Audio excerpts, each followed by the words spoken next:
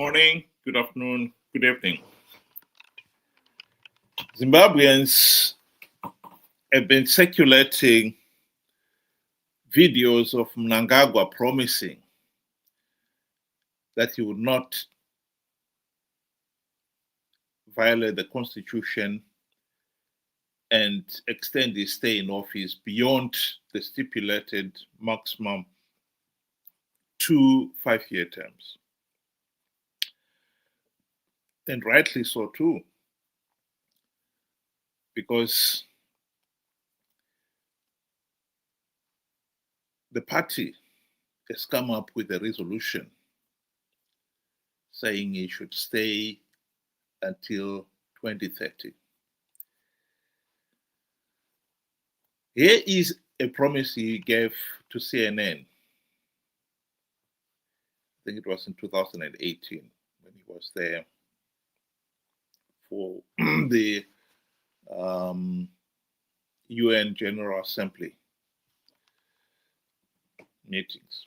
Now limited the terms of presidency, just 2 terms, 5 years. If you are able to have 2 terms, then you can, the maximum a person can remain in office are 2 terms. But beyond that, the Constitution forbids. Do you give a pledge that you will abide by that?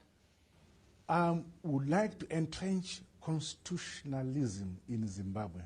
But will you abide by the 2 terms that you have introduced? I will abide by that without any iota of resistance at all. Even if the people would love me to the hill, I will still go away because I believe constitutionalism is important. And in fact, you must give your people a chance to have other people come. 10 years is not a short period.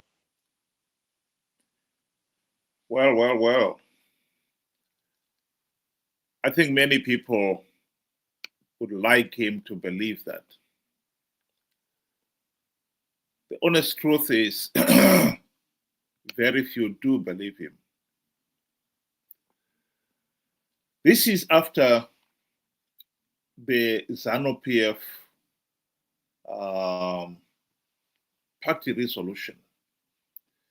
Here is the Minister of Justice and Parliamentary Affairs announcing the party's resolution following the conference in Mutare. Now, therefore, be it resolved by the delegates to the Zanu PF 22nd National People's Conference as follows. State of the party.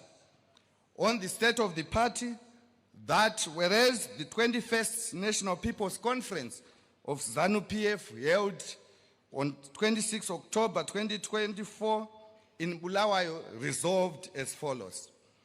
In recognition of the extensive developmental milestones and the significant socio-economic progress achieved under the leadership of the President and First Secretary of Zanu PF, His Excellency Comrade Dr. E.D. Mnangagwa, it is resolved that his term of office as President of the Republic of Zimbabwe be extended beyond 2028 to 2030.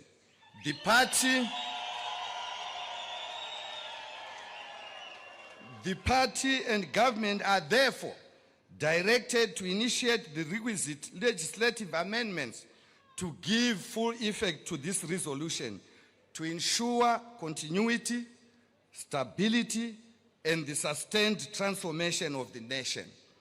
Noting that no notable steps have been taken to implement the above resolution, this conference hereby reaffirms this resolution and directs the Secretary for Legal Affairs and the Minister of Justice to ensure that before the 23rd National People's Conference, this resolution of the party is fully implemented.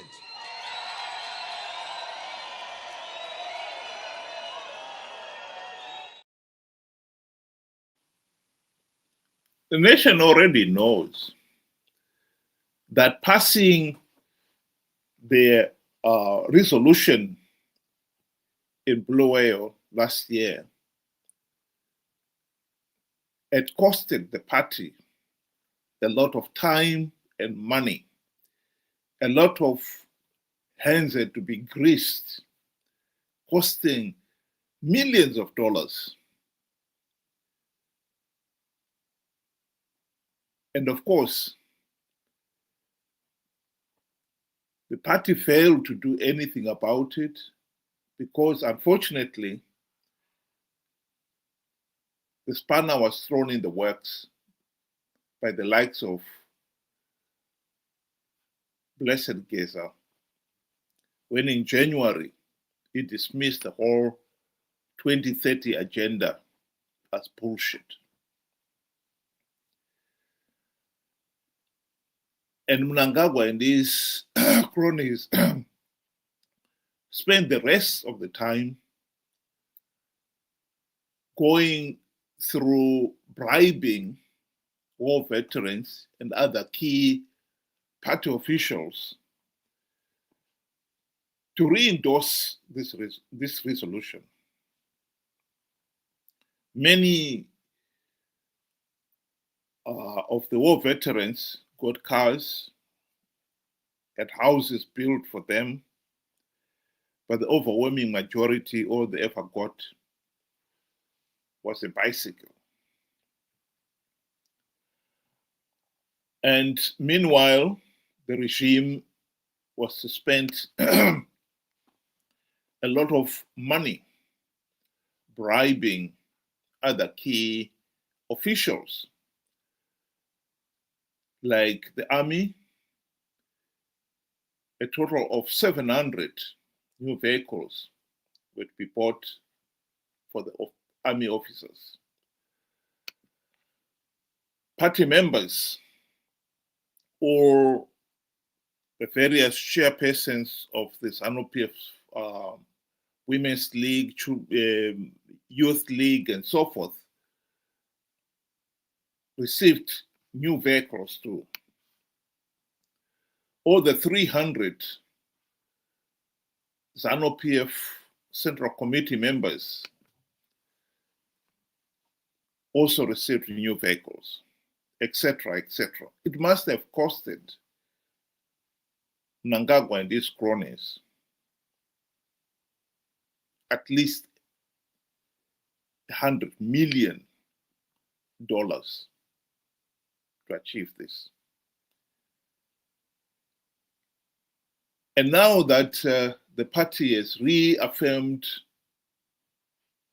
the ED 2030 agenda, a lot of time and money and resources is going to be spent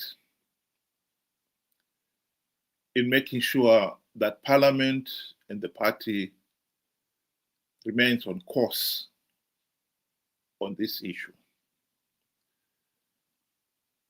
What many people will be asking then is, if Mnangagwa is, as he promised, determined that he's not going to participate, so why are we wasting all these resources when he's not going to stand anyway? The honest answer to that is that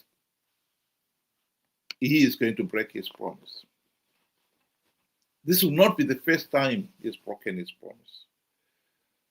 And more significantly, he has broken his promise on even more serious issues, like the failure to hold free, fair, and credible elections, the failure to hold the sanctity of human life. Zanu PF has murdered over 40,000 innocent Zimbabweans since the country's independence in 1980. And Emerson Mnangagwa has been at the heart of most of those murders. Here is one case that he was heavily involved: the electoral coup of 2008.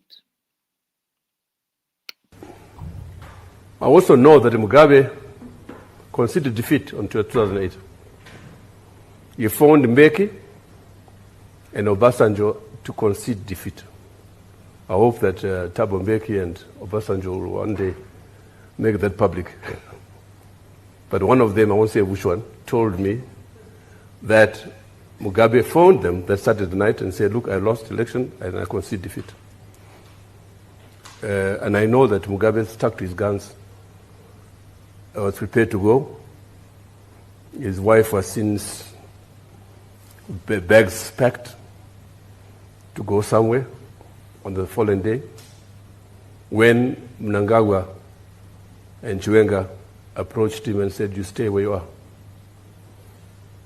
And then they contrived the runoff,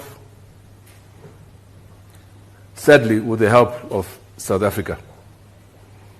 And runoff took place, very violent. 360 people were killed. I don't know. The South African, I came here as part of a delegation to Cape Town to see members of the ANC.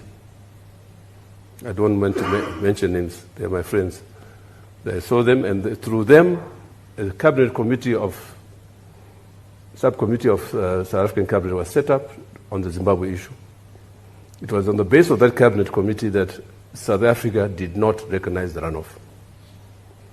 And indeed, it was the basis of that committee that Thabo sent the generals to South Africa, to Zimbabwe. I met them, and I was one of the few to have read the report, because I was flying to Joburg in the company of General Romano, who was a friend. He passed away, no? That's why, yeah. And I also took people who had lost their hands in the violence to the South African embassy in Harare. And Romano broke down in tears. How can a liberation movement treat these people like that? He was a broken man. So there's no doubt at all here in South Africa as to the brutality of the regime in Harare. So it amazes me, it angers me, in fact, when I hear the nonsense coming out of people like Mbalula's mouth. They know it. And the report has never been published, the general's report, to this day. That tells you. So, to be quite honest, breaking his promise not to stay in power would be small potato. When you look at what this man has done, if the truth be said, he really should not be in State House. He should be in Chikurubi. And it is for that reason that he will want to hang on to power at all costs. Those who believe that Mnangagwa has no intention to stay on are very much mistaken. Like I said, breaking his promise not to stay more than 2 terms will be small potato.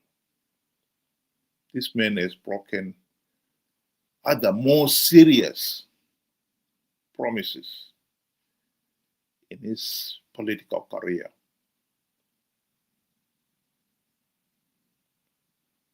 Let me say it now, that removing Mnangagwa and his cabal, even if he doesn't stand, the party definitely intends to rig the elections if they go ahead.